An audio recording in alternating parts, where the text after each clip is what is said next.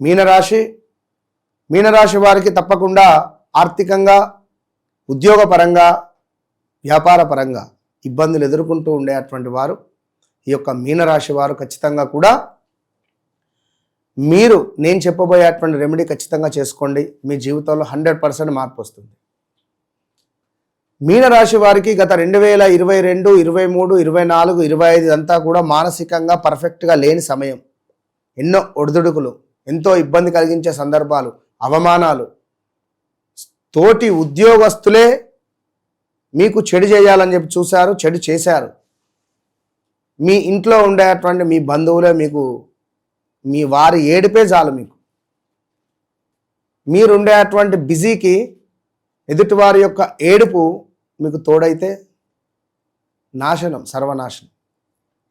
కనుక మరి మీనరాశి వారు ఖచ్చితంగా కూడా మీరు మీ ఇంట్లో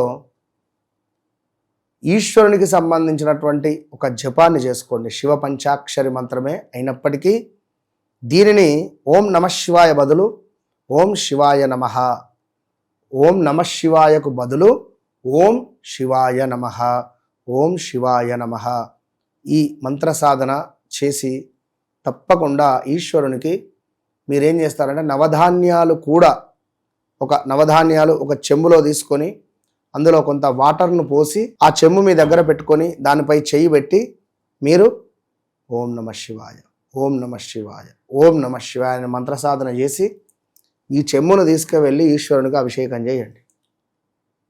నిజంగా ఎక్సలెంట్ రిజల్ట్ ఉంటుంది. వ్యక్తిగత జాతకరీత్యా నడిచే దశ అంతర్దశలలో ఇంకా ఏమైనా ఇబ్బంది కలిగించే సందర్భాలు, మ్యారిటికల్ లైఫ్, సంతానం, ఏదైనా నన్ను కలవకముందు, నన్ను కలిసిన తర్వాత అనేటువంటిది మీ జీవితంలో నాతో మాట్లాడకముందు, మాట్లాడిన తర్వాత అనేటువంటిది తప్పకుండా మార్పు ఉంటుంది. All the best.